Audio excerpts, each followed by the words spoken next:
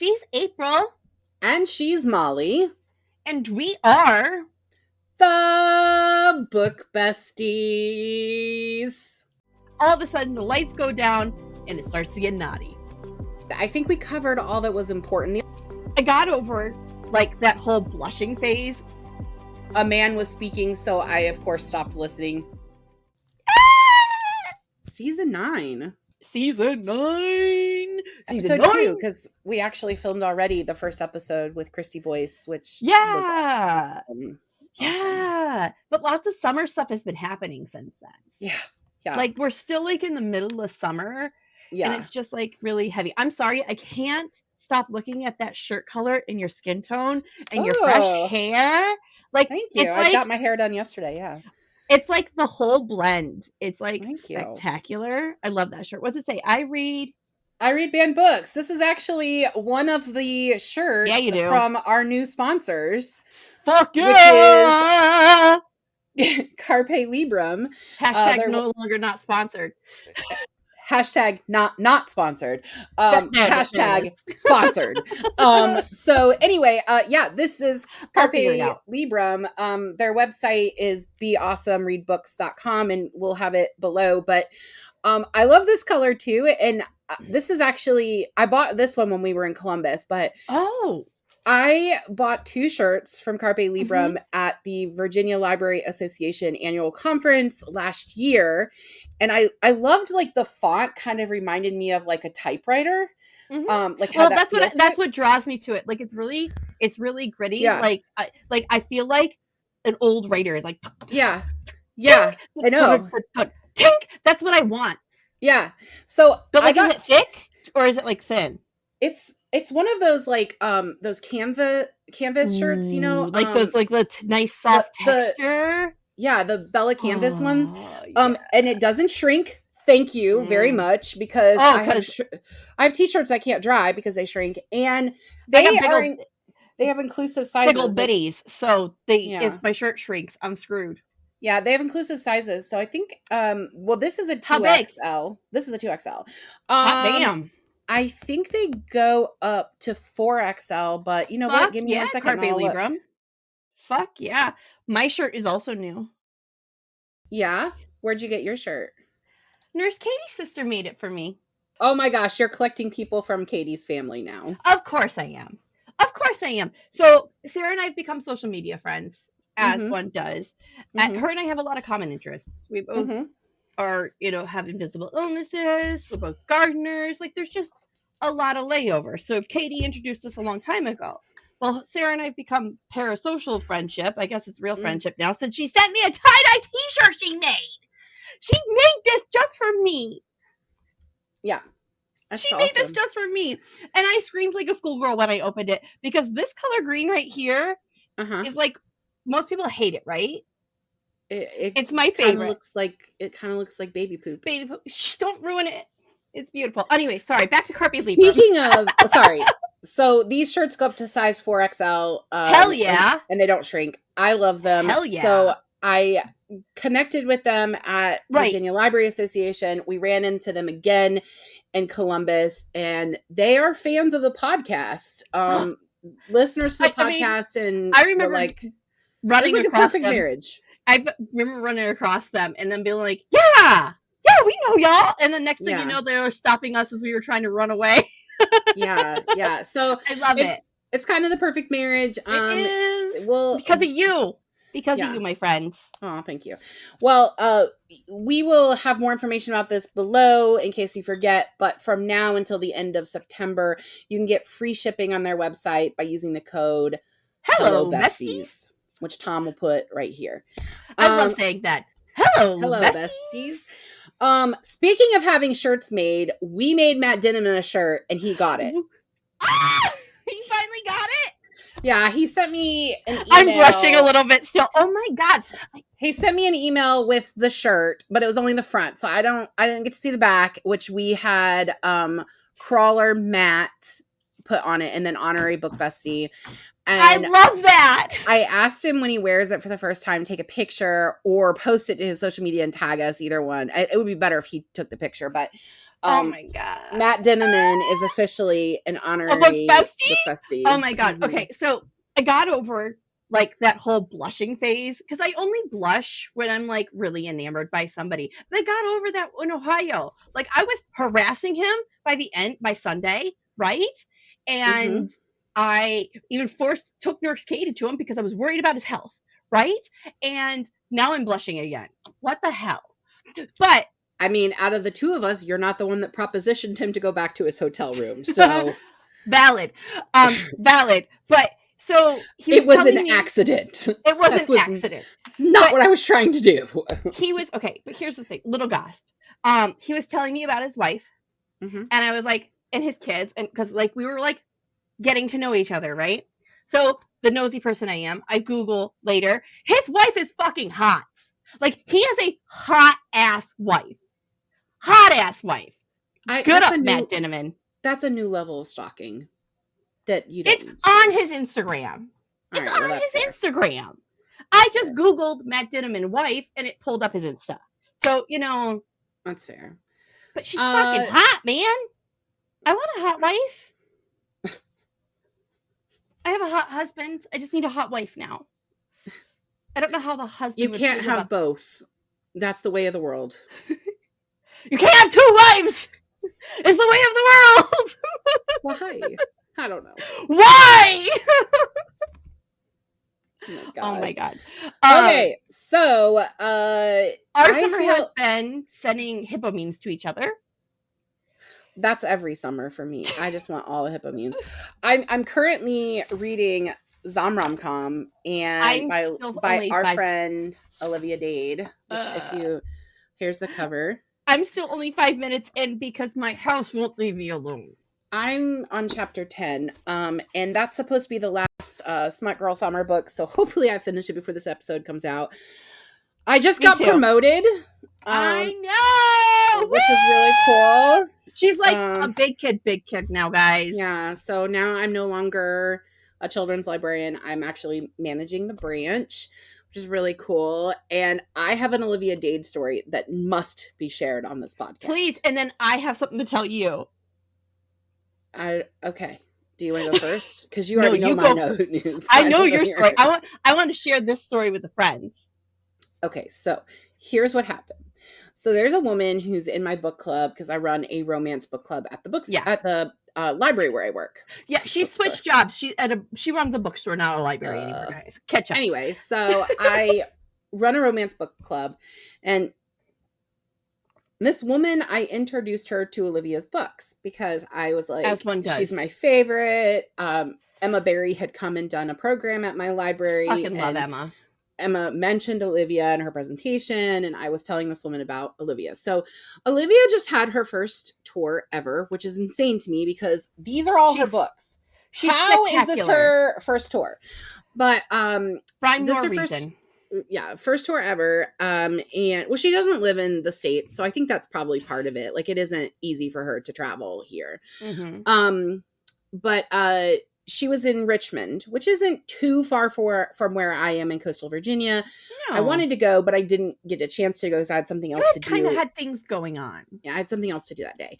But this member of my book club ended up going and met Olivia and was like, oh, I was introduced to your books from the librarian at my library who runs the romance book club that I'm in.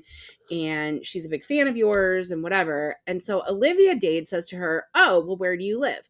I'm not going to say my town here, but this is the town. Redacted. She said my town name. Redacted. And Olivia said, do you know April? You're like, yeah. My name She said, do you know April? And I said to this woman, I said, shut your mouth, you're lying. And she's like, no. And apparently she told Olivia that I had just been promoted. Olivia said she was so happy for me to tell me that she as one should be, because you've worked your ass off to get this job. Olivia Dade. Olivia fucking Dade. Yeah. Olivia fucking Dade. I can't even, like, I was seriously like, you're lying. But anyway, so that was my really cool story from this past week. So my story, you're going to be mad and then not mad.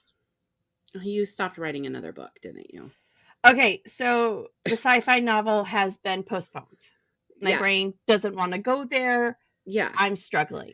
Well, I've been struggling for a while. You know this. Group chat knows this. Yeah. Now the world knows this. I wrote that short story a couple weeks ago, and that really started flooding things in. But you're never going to believe what I picked back up. Is it the romance book with the lawyer? I'm on chapter 12. It's the romance book with the lawyer? Yes. I'm trying not to cry because I'm like 90% sure I have this whole book figured out already. Yes. So I'm going to have a full romance novel finished by the end of this year. That's amazing. And I'm really proud of myself, and I'm fucking crying about it because I have been struggling so hard, guys, with writing. Mm-hmm. So this is like huge, and I'm hearing both of their voices, and I'm doing dual POV, and it's writing really well, and I'm making a lot of chaos for this guy, and I'm writing. I'm really happy. I'm happy that's the one you picked up. The sci-fi one also sounds really good. Me too. So I want you to go back to that, but I'm glad you're writing. I'm just glad I'm writing right now. Mm-hmm. I'm glad. You never did share the short story with Katie and me. I didn't edit it.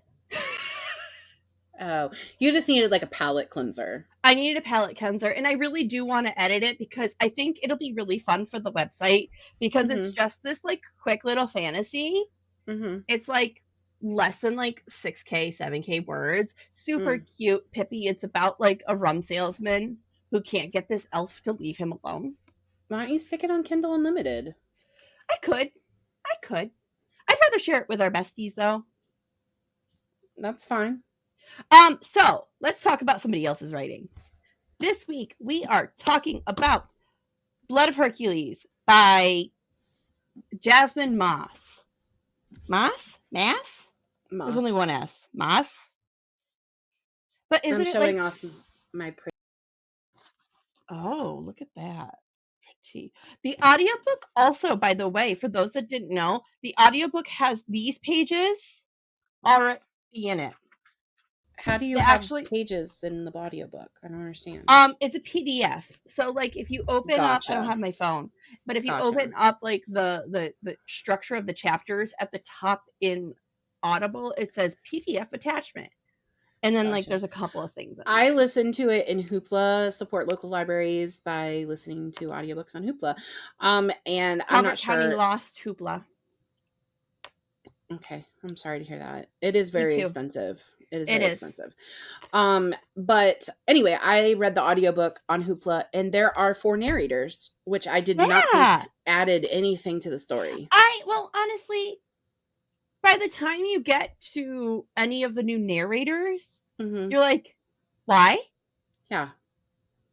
And like, okay, let's do a synopsis, and we'll talk about the book, and we'll talk about the audiobook while we're talking about the book. Okay. Questions, right, guys? Questions. Here we go. Synopsis. Blood of Hercules follows the life of Alexis Hurt in 2090. Yeah, 1920. Yeah, 1920. 2090. Life has turned to shit in the human world, and the only saviors are the Olympians and the Spartan warriors. They are treated like celebrities and even have paparazzi that follow them around. Alexis is an orphan with abusive foster parents. When she turns 10, she gets a foster brother, Charlie, and her drive to survive heightens with this. During their stay with their foster parents, there is an attack, and Mother is killed. When the authorities arrive, Alexis informs them that her father did it and did this to her mother. She and Charlie and her snake Nix. Oh, by the way, this snake is invisible, and she's the only one that can talk to him. So, lots of questions there. But now they're both homeless because they got kicked out of the house. And guess what? CPS doesn't care. They don't care. I have a theory on why CPS doesn't get involved. Me too. It's that whole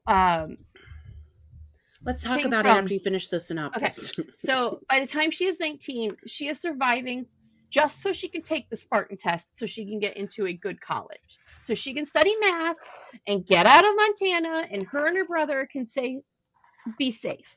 Boy, does that backfire. When Alexis finally takes this test and submits her blood in the final part, things start happening quickly. Yeah. And she is sent instantly to the Spartan Academy, where she's thrown into a battle for her life. Yep. As this book goes on, we see her struggle with survival more and more. She's faced with all sorts of evil. Not only some want her dead, but some also want her. Some people are very evil, but these evil people want her dead, and some want them in their bed. So let's talk about this book so we can go over every little detail I've missed in the synopsis because it was terrible. It was a hard book to give a synopsis to, guys. I'm not going to lie, without telling this whole story because there's so much in here. I want to get this part over with first. This book was hella viral. Yeah. And the second is about to be released in October. Yep. So I've already pre-ordered it. I'm going to, I think. So, did booktok finally redeem itself? Can we make up with booktok now? I've read a few things from booktok that I have enjoyed, and this is one of them. I was really pleasantly surprised because this book was not marketed on TikTok like it actually was. And so there's my issue with the TikTok of it all, the social media of it all. I thought we were going to be reading a Why Choose with her and four guys, and that's how it was marketed to me. Right. And that it was a dark romance, and I don't love dark romance. So in and of itself, I was already like, am I going to like that? But I really do like books based on mythology. And we've actually read a lot of them for pod. We ended last season with a Helena Troy inspired story. So we've read quite a few, and I do like it. The match was so good. Oh gosh, it was. It's such a good book. Anyway. And so I thought going into this that I was going to see, so there were only 3 male narrators in the audiobook, and I knew there were 4 male characters that, or I was thought there were 4 characters that she was going to be involved with. So I made the assumption kind of from the beginning that Achilles was not verbal because he used the sign language, and because he has that muzzle. So my guess was that's why he's not a 4th narrator, but these are the 3 guys. Nope. I always have trouble with that word. Protecting? Proteculus. Something like that. Anyway, there's a lot of historical evidence that he and Achilles were lovers. Like that was a story. I mean, that was a story. Accurate. Yes. Yeah. And if you've ever read Song of Achilles, that's what it's about. It's about the 2 of them. Which I didn't end up liking that book. But so those 2 I assumed were 2 of her potential partners. I still think that they will become potential partners in the second book. She's got a lot to wrap up in the second book. I'm tweaking out. And it's just going to be a duology from what I've seen. But the other 2 characters, my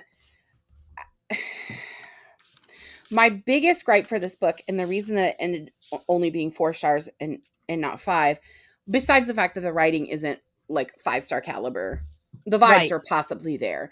But my biggest issue was, I don't think, and I know this is skipping all the way to the end, and in case you're new to our pod, we give spoilers. So if you don't want spoilers, welcome to season 9. Go read the book and then come back. But moving forward, this is going to be a spoiler.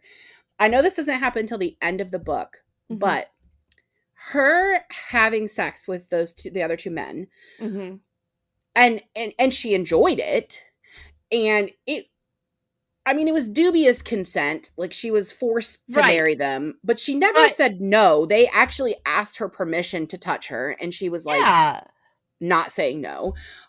She was also not very clearly saying yes. Then she does say yes. But anyway, leading up to that point, I don't think that they did anything to convince me that she would want that. I mean, there were this whole things where he's hot and sure, but even in a dark romance. We're going to talk about the mentors and the professors later, because I don't feel like the romance, like the setup of this book led us to that point.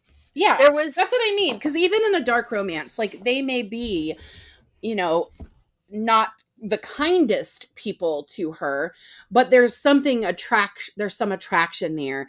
And I don't know. I actually believe that asexual, honestly, to me. She came off very asexual to me. So she came off autistic to me. I think this character was autism coded.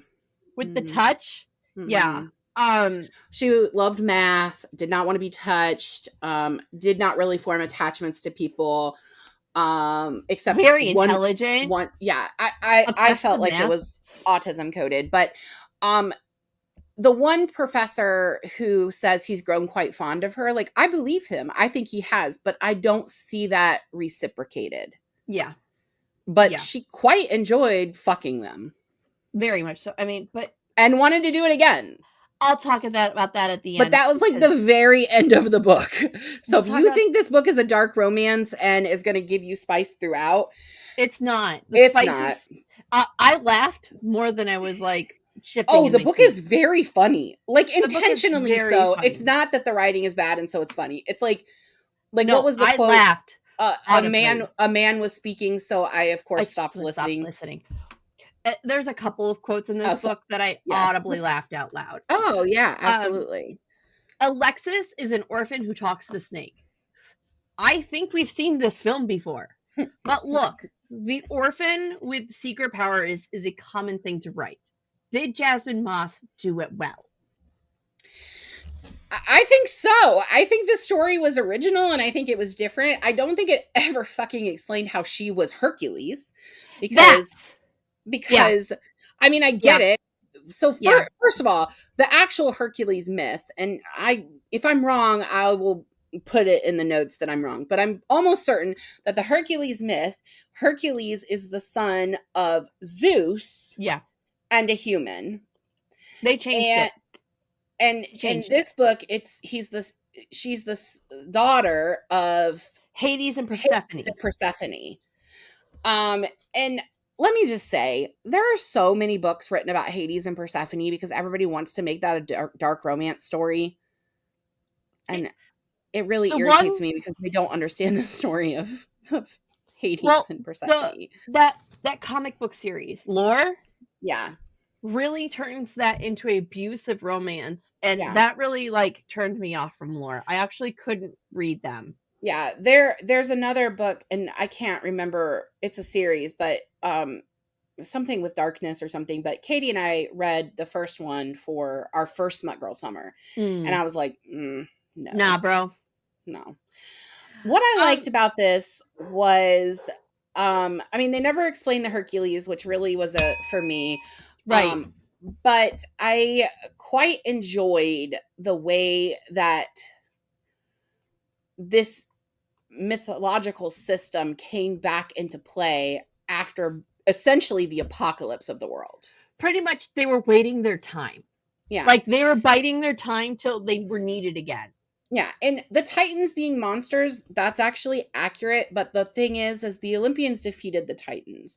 So if the Titans came back, why the fuck are the Olympians not just defeating all of them again? So I like the changes she has done to the orphan story. I think this is original. There are I do too. places. I gave this a 3.75/4. I'd round up depending on where we stand. There's a lot of things I feel like she didn't explain well. And as a reader, I was like, wait, why does that matter? Wait, why the Chthonic, how they were very negative about the Chthonic houses, even though they didn't explain why the Chthonic houses were so negative. I think that we are supposed to get that from context clues based on the two first chapters that aren't really connected to the story that explain the marriage law. It didn't really flesh it out. It didn't sink to me, right? And there was a couple of things like that where I was like, what? And you really do. The author assumes you have a medium amount of knowledge of Greek mythology. Yeah. So that was frustrating. If I went into this without zero, if it wasn't my hyperfixation in middle school, it wouldn't have been I used clear to me. I used to teach mythology, so right. For so, me, as a reader that doesn't know that, yeah, I bet this book is really fucking frustrating. Yeah. Especially if you think you're going into a story that's I choose, and she's just banging these four guys by choice, which is, it's dubious consent in here because she's forced into a marriage with them, but with two of them. But the other thing is, first of all, I love indie authors, and what I'm going to say is not disparaging or not intending to be disparaging to them at all. But this is another example of an indie author who blew up because of social media and then got traditionally published. Yeah. And she's still all over TikTok. Oh, I know. She's still very active. And she has another series too, as well. And I have read many indie authors. We have a friend that sent us a beautiful book that's indie. Yeah. And I haven't read it yet, but yes, we did. Yeah. And that's my friend Kiera. We love her. Yes, we do. But no, I mean, like Amy Award, we read her. I've read several books in that series so far. I enjoy them. Same.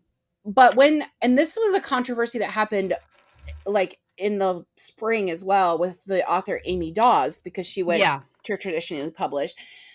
There is something that needs to change between the indie publishing and the traditional publishing to make it more accessible and to make it clearer. And I can enjoy an indie series. There's an amazing indie series that I don't even know if it's on Kindle Unlimited. I bought them with my first generation Kindle. Okay. I bought them in 2013. That's a long time ago, guys. Yes. It's the Bourne trilogy. And I've talked about it on here before. It's post-apocalyptic and I love it. Like, it was so good. And I love indie writing. Like, I've read a lot of indie. That's great. But this, when it became trad, they needed to do some work to give us a little bit more substance.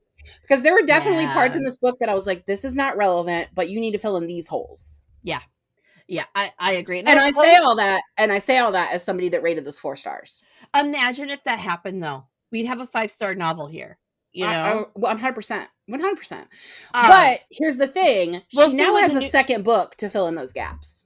And I think, being that she's going to be traditionally published, we could get some clarity and some cleanness. Could. Yeah. I'm not making promises, friends. I'm not making promises. So I'm glad we talked about those 2 pre-chapters, because that's my next question. In the beginning of this book, we have 2 pre-chapters before we get even into meeting Alexis. This does some setup for history and give us a preview of the laws going to places for gods. But when you first jump into Alexis' story, you're confused as a reader. Yeah. Did this placement make sense to you? No. And I understand what she was trying to do with, like, you know, an intro there, but I didn't know anything about the story, so it didn't make any sense to me. There was no, like, they run in, right? And they're like, the law needs to be 25. The law needs to be 25. Like, that's how we're starting. Yeah. And they're like, what law? What the fuck are you talking about? Throw this in, like, after her mom's attacked, right? Yeah. Yeah. And then we jump into her being 19 and in high school. It would make more sense to me. They did a ton of flashbacks in this book, so I don't think it would have been a problem. Right. It reminded me... it just was so weird for me. Yeah. It reminded me of the beginning of Six of Crows. Now, I haven't read that. I love the Grishaverse books. But the first book that I read in the Grishaverse was the Six of Crows. I did not know that the Six of Crows was part of a larger series. And the first chapter of that book is a Grisha hopped up on this, it's basically drugs that she's fed, and she ends up going bananas and kills a bunch of people, but the way that she kills them is crazy. She freezes them so they can't move, and they just start slowly dying because they can't drink water or eat or move or sleep. Torturous. That's and so insane. They fall dead. But that first chapter, I was like, what the actual fuck? That's fucking Serenity. This? That's Serenity. That's the whole plot line of Serenity. I've only seen Serenity once, and I don't remember it because I try to block it out and pretend it didn't happen. Because you run your You shut your whore mouth. Shut your whore mouth. Yeah, so I didn't know it was a part of a bigger series, and these intro chapters reminded me of that. Like, I was thinking to myself, is this a spin-off series that I needed to read something Right. else? Did I miss something? Yeah. I, the reader, was very confused. Yeah. That's all I'm going to say. Yeah. I think that's fair. I have a couple points in this one. This is going to be a long question. I'm sorry. In the first few chapters, we really get into Alexis' childhood, but it's really at a clipped, quick pace. I want to talk about all that happens here. She has the abusive foster parents. She has a stutter. She gets a brother out of nowhere. There's a random attack on mother who dies, and then the children who become homeless. With all this in mind, did we need all of these chapters? Could we have just jumped into her being a teenager? What are your thoughts on this? So, here's the thing. The reading experience wasn't necessarily enhanced by those additional chapters, but I felt like it really helped flush her out as a character more. I think if we would have cut that out, I wouldn't have known her as well. No, I wouldn't have either. And I think, so this is one of those things that you learn in writing class. I used to teach it to my students who were doing creative writing. Writing students. It's show, don't tell.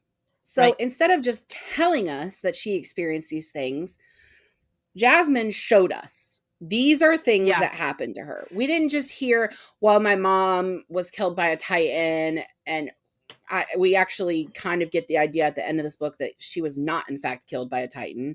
She was, in fact, killed by Alexis. In her blood. Right. But, spoiler, sorry, guys. Yeah, we've already given the warning. You bitches know. But, yeah, I mean, all of that stuff I felt was necessary. Here is where I was bugged. Okay. And it wasn't in those intro chapters. Although, side note, I think both of us were like very confused and texting each other like, were we reading the same book that we thought we were reading? Because we were like, what is this? But here's what bugs me. She's not forthcoming in what happened to her, which is totally her right. It's your trauma. You tell it to whom you feel safe with. And she hasn't found a safe person other than her brother. Who doesn't speak. But who doesn't? Well, he does in the end. Sign language. No, he speaks in the end. She hears him when she goes back for him. It's the first time she's heard his voice. I don't remember that part. Anyway. Okay. Well, anyway, not important. No. But and now their names fucking escape me. Hang on. The two guys she marries. Karen and Hercules. No, Hercules and is not the one. It's Karen and Aries. Augustus. Yeah, Aries. It was Aries. Oh no, Augustus. Yeah, that's who it Augustus and Karen. Yeah, and Arn. It's Achilles.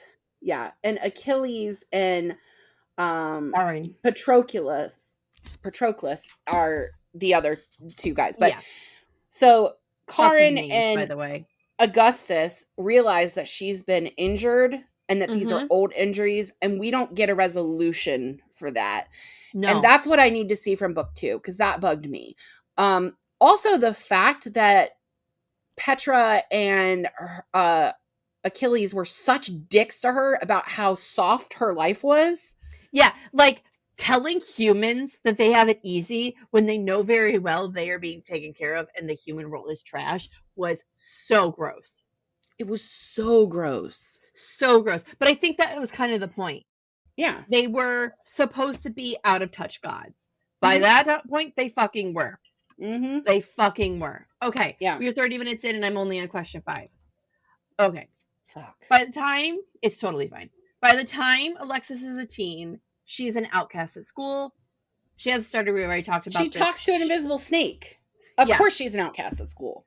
She's blind in one eye and deaf in one ear. She keeps all of her brokenness to herself. This helps her later in the trials, and her ability to handle pain in the real world helps her also with this. The gods she interacts with constantly comment about how easy her life was on the human world. Why do you think she keeps this to herself instead of shutting them down and telling her how trash her life is? Why keep this to herself? Is it a trust thing? Is it they don't fucking care thing? What do you think the reasoning? So I think it's two things. Number one, I'm going to talk about why they think her life is easy. They're living a life where they are forced to fight to the death. They don't have a choice. Even though they can't die because they're gods. Well, they can't die if they become Spartans, which they can't do till they're 20 and pass all these things that the crucible and all that stuff that she's going through. Right. So for them, the human life must be simple. But what I actually think, and really it's just perspective, right? They have privilege and they don't see past that privilege. But what I think is the reason that she doesn't tell them is because that is her trauma. Yeah. And I don't think she trusts them. And I think that trying to share that with anybody else when all that has happened to you when you did talk about it was that you continue to be beat down. Yeah. Why would you want to talk about it? Yeah. Why would you want to talk about it? As a chronically oversharer, I tend to explain myself away instead of keeping things to myself. So I'm like, why don't you just tell them, man? Like, that's my brain. Why don't you not just tell them? I mean, I think that she's going to in the second book.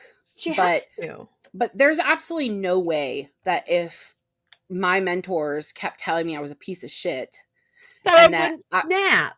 I was a waste of time. I think they get really mad that they got a woman to begin with. Yeah. And I think at some point I would snap back and I would lay all the shit bare, but that's not her way. Mm-mm. So she's made it through the first battle. Mm-hmm. She's one of the first 20. Okay. Mm-hmm. And we've made it to now the academy. Mm-hmm. When I tell you, this author did her research. And by that, I mean boot camp techniques. Yeah. Throughout the time at the academy, they're beaten down mentally and physically in ways worse than any U.S. military I've seen happen. But yeah, they're not allowed to sleep. So that's no. Not but the totally techniques military. she was writing about are there. They're similar, but they're just more intensified. Yeah. Why do you think they do this? Like, I know why they did this because I went through this process, but you as a reader that was never in the military, why do you think this is the process for them to turn them into Spartans? Why deprive them? Why beat them? Why do all of this? Honor. It's the same reason. It's the same reason that in Greek life people get hazed. You have to prove that you're worthy to be with us. Prove your worthiness. Yep. Not just that you paid your dues to be here. You have to be worthy. To prove you have to be worthy, right? You have to show your strength, integrity, intelligence, because the best of the best are the only that can get in. And that is a valid choice. Yeah. So I don't agree with that because that's hazing, but that's what it is. It is. So we make it to the symposium. And they don't want Alexis to go. That's not what happens at a symposium, by the way. That's not. No. That's not what happens at a symposium. Don't get it twisted, gang. Alexis is more confident in her place in the academy, kind of. When her when her instructors, professors try to deter her from going, she says, no. Even though physically and mentally harm is done to her for this choice, she still goes. We see this throughout this book. Alexis stands up for herself even when she doesn't have the words. Would you call her a heroine? By this point? At this point, I would not. I think she is doing her best to... Okay, so think about The War Librarian by Addison Armstrong, which we loved that book. And it was one of the timelines was the first group of women admitted into the Naval Academy. And the women were wearing high heels with skirts to be in the military. And to run. They ran in those heels. They forced them to run. Walked. Right.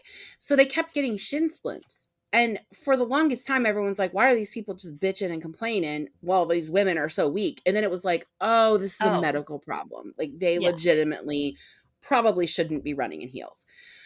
I think it's the same thing here. It's too early to say that she's a heroine. I do think that she will become that. But right now, Right now, she's just not. surviving. She doesn't know who she even is yet. She doesn't even find out that she's actually Hercules until like the last couple hours of the 40 audiobook. pages?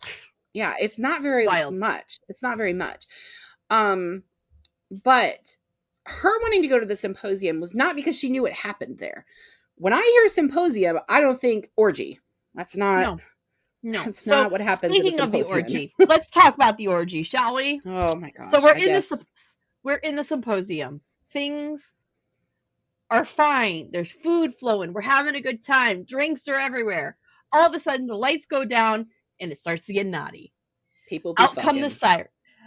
Out come the sirens, and they are fully fucking nude. Okay, naked, head to toe, naked. Men, women, all types. Black, white, tan, tall, short, long, fat, thin, all of them. Okay, you got all of them. Just all the penises. Got it? All the penises. All the penises. It's a massive orgy. And vaginas. And vaginas. People are going at it everywhere, okay? What did she say? Let the tits and lips fly. Lips and nips. Lips and nips. Is it lips and nips? Lips and nips. I was going to text that to you, and I didn't want to spoil it. She goes, let the nips and lips fly. That is not my motto. But the reason I bring up this chapter is because we learn in the funniest way possible. Alexis can speak to all kinds of beings. The siren starts hysterically crying. Nude. She doesn't know that she's speaking to all these beings. She didn't know they were speaking a different language. It sounds like her language to her. Right. So we, for the longest time, believed that this is her only true power. And in the end, we learned something gravely darker and worse for her, right? Yeah. What do you think of her having multiple powers? Do you think in the next book we'll learn she has even more? I think that's probably going to happen. It's just like Fourth Wing. She's just increasingly getting more and more powers. She has to be the chosen one, right? Right. But it does make sense because she justifies it in the fact that she can understand creatures, sentient beings and creatures, because Persephone could. Yeah. And Persephone's part creature. That's what it was. So, right. So that's where she inherited that. Yeah. So that's where she inherited that trait from. Right. But it made sense why everyone thought she was fucking weird because she was not talking to Nyx in English. She was talking to Nyx in Snake. Partial tongue. Yes. Speaking of, who... I don't have a question for this, and I'll jump back into our questions. Who do you think Nyx belongs to? Medusa. That was my thought! Because of her. I think it's because of her hate for men. Well... in this story, Medusa is the one that let the Titans out. Yeah. And so she's in prison. Trapped. Yeah. And Nyx says that the person she belongs to that she's tied to is not around anymore. Right now. Yeah. But my thought with that, the reason she didn't say dead was because the person isn't dead. Because my thought would be that after the person you're bonded with died, that you could bond with someone else. I would think. She's not. She can't. But she's not dead. Anybody. I think it's Nyx is going to tell her what happened to Medusa. She's going to save Medusa, and we're going to fix what's broken.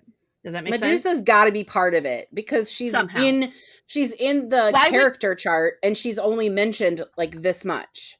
And why would anyways, we'll get it. We're wasting time. I'm wasting time. I don't know. Am I? I want to talk about Charlie now. Okay. We're a mess. I love it. Oh my god. Welcome back to season 9. You'd think we'd be more professional. We've actually been called professional at this point. We are. I mean, I have 15 questions. This is a really hard book to write questions for, guys.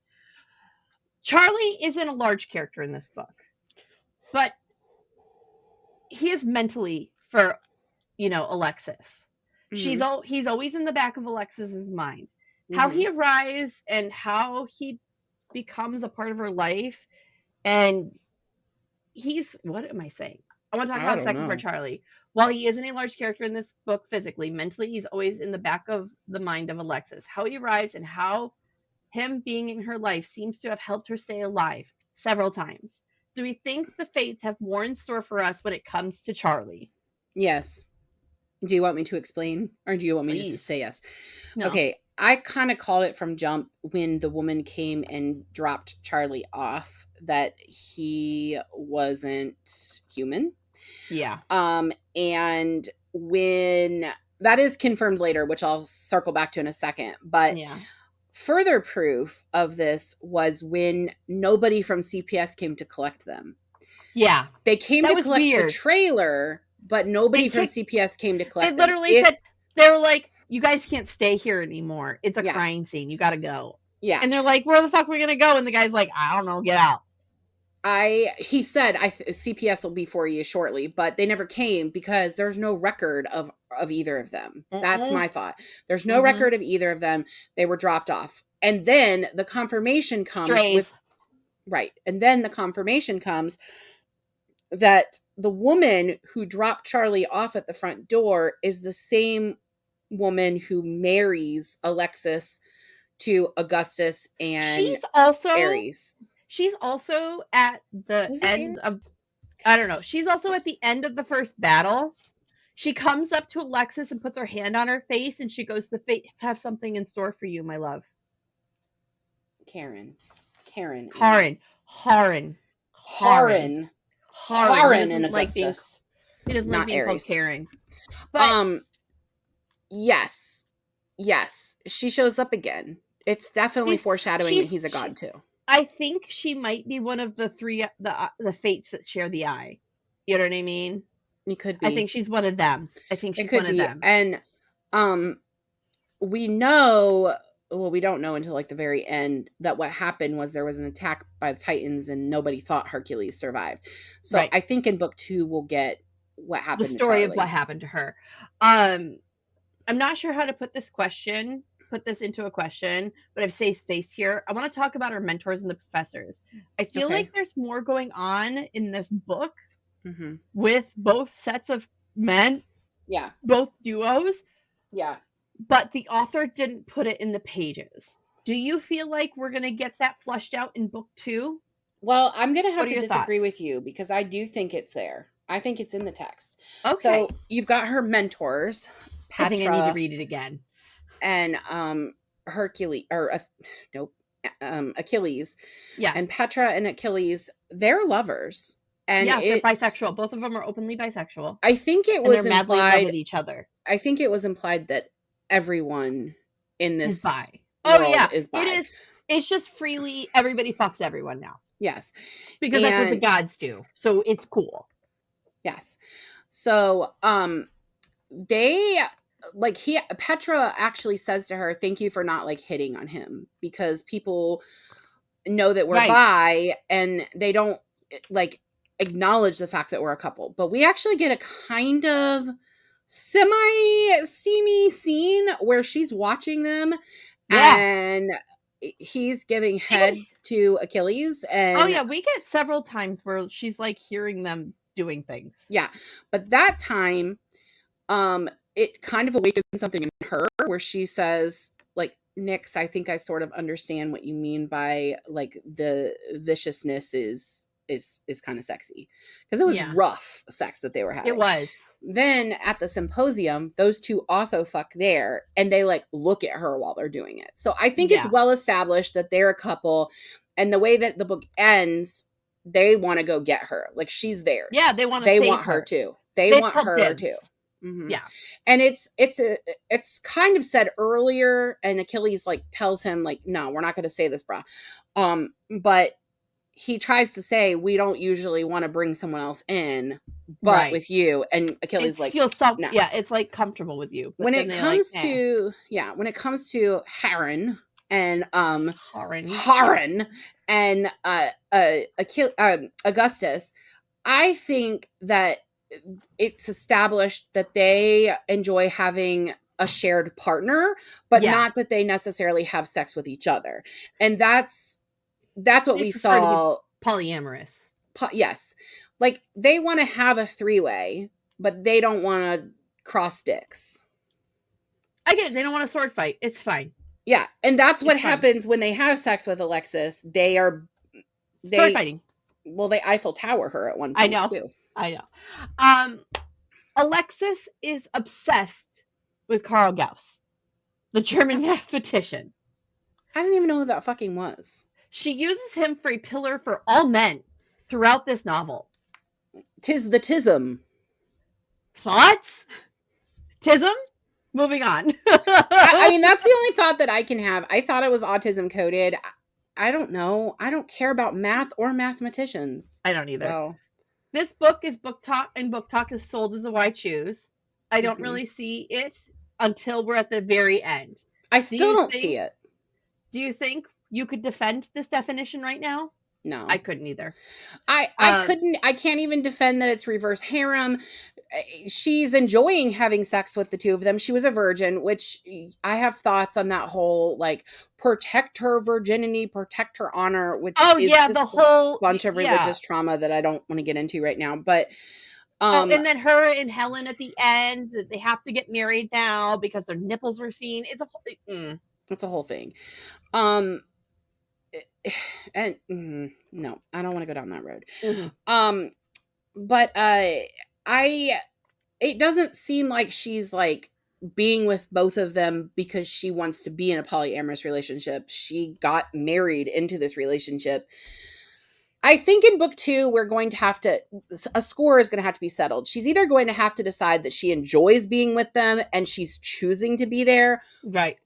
So the why choose element would be, I'm choosing both of them. Why choose between them? The choice she needs to make is, am I going to be with these multiple men, or am I going to not be with anyone? Am I picking this couple of men or this couple of men?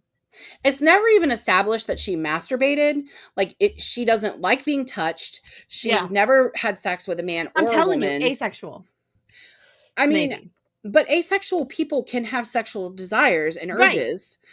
And not necessarily feel like attraction. Right. But to me, the fact that it's not even disclosed that she had masturbated, but one of them is like going down on her, and she like talks about her clit and things like that.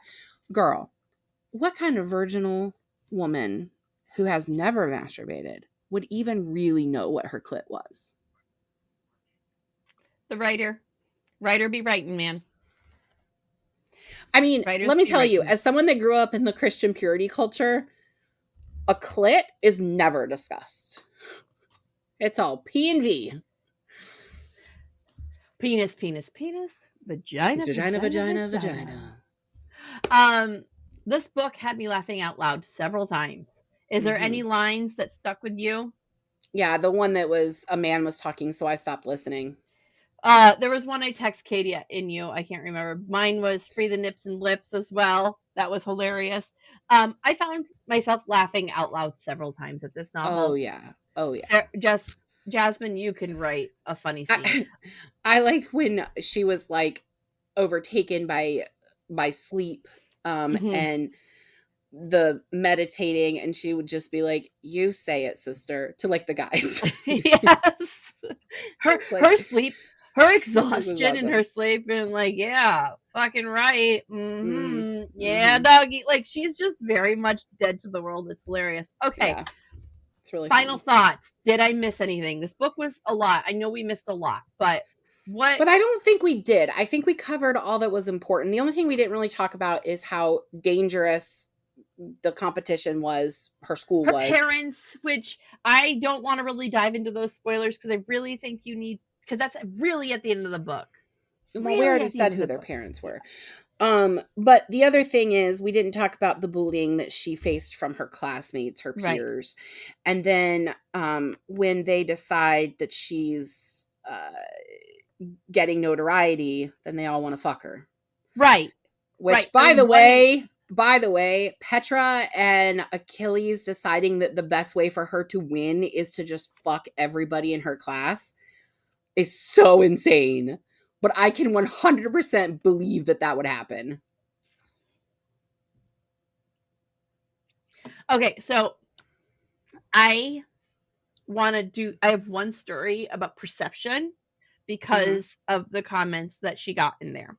So in boot camp, there's a scene in this novel where she is being talked at by one of her male co-pending Spartans, okay? And the teacher goes, "Stop flirting and look back at your page, Alexis." Mm-hmm. This actually happened to me in boot camp. Mm-hmm. I had a guy tap on my shoulder. Now, rule number 1 is you're not supposed to speak. No one speaks to you. You don't speak to them, especially in week 1 or 2. I had a guy tap on my shoulder, and I turned to see what he wanted. My CC comes in and goes, "Johnson, why are you flirting with him? You didn't come to the Coast Guard to get a husband." Because of that, I got reverted for a week. Perception is 9/10 of the law. Yeah. So don't ever forget it. Okay, let's talk about what's next week, friends. Next week, we are reading this book, Binding 13 by Chloe Walsh. This is a special edition with the pink sprayed edges from Barnes & Noble. This is technically a YA book, but these books are very heavy, and in my library, we do not have them in YA. We have them in the adult section. But this is the first book in the Boys of Tommen series, and it's got rugby and trauma and romance. So that's where we are. Rugby, trauma, and romance. I mean, I do love Alona Mar very much. Yeah, I know you do. Very much. Yeah, so that's what we're going to read next week. It is a thick daddy. So I need to fucking finish Zomrom-Com so I can read this book. It is a bad mamma jamma. Yeah. All right, besties, this season of Book Besties is proudly sponsored by Carpe Librum. The one and only Carpe Librum. Bookish things for bookish people. So keep checking our social media and listening all season long for special perks and merch that you can get using discount codes. Did you know what I learned? Did you know what I learned? What? They make one of the coolest freaking bookmarks on the market. Yeah. Did you know this? They have a 13-step process that is like a propriety to them. Oh, yeah. I've seen them on the knockoffs on Amazon. They fall apart. Oh, I have some knockoffs and they dent your book. So, so I haven't had a chance to check their bookmarks out yet, but I have 4 of their shirts. They're very comfy. They're all size inclusive. They do not shrink. They're made here. They're made at their home shop. They screen print by hand. My favorite part of their shirts is it looks like I could get tetanus from the typewriter that they use to make the font. There's definitely like a real like gritty and authentic feel to it. Yeah. Like that's what I want, right? Like I want to feel like an old man is going dun, dun, dun, dun, yeah, dun, dun, dun, dun, and like as a librarian, because I'm a bookish person, right? We're both bookish people, for sure. As a librarian, I wear these shirts to work and I get compliments on them all the time. So if you want your own cool shirts, go to beawesomereadbooks.com. And for the month of September, you can use the code HelloBesties to save free shipping on your order. Shut up, free shipping! Free shipping. Your girl loves free shipping. Same. I will pay extra to get free shipping. I will pay that extra $10. All right, besties. Use that code. You use the code. The shirts are really high quality. They will not shrink. They are size. Tag us on the socials when you buy it. XL. Yes, please. Yeah, we can't wait to see them, guys. All right. All season long, we'll have deals for you. All season. Well, that's it, guys. We'll see you guys. Same bat time, same bat channel next week. Sounds good. Bye. Thank you for joining us on Book Besties. Don't forget to like and subscribe. The views discussed here are those of April and Molly, not those of anyone else. We'd like to thank our sponsors, Carpe Librum, the shop that has the bookish things for bookish people. And right now, you can get free shipping by using the code HelloBesties, which is good for the month of September. Today's book was Blood of Hercules by Jasmine Mas. Your Book Besties are Molly Biggs and April Watkins. Editing by Thomas Watkins, and music is Sleep Sweetly by Brigida. Don't forget to follow the Book Besties on Facebook, Instagram, TikTok, and YouTube. If you'd like to contact the Book Besties, please email us at bookbestiespod@gmail.com or visit our website, bookbestiespodcast.com. You can support Book Besties by joining our Patreon at Book Besties Podcast. Until next time, besties, get lost in your favorite book.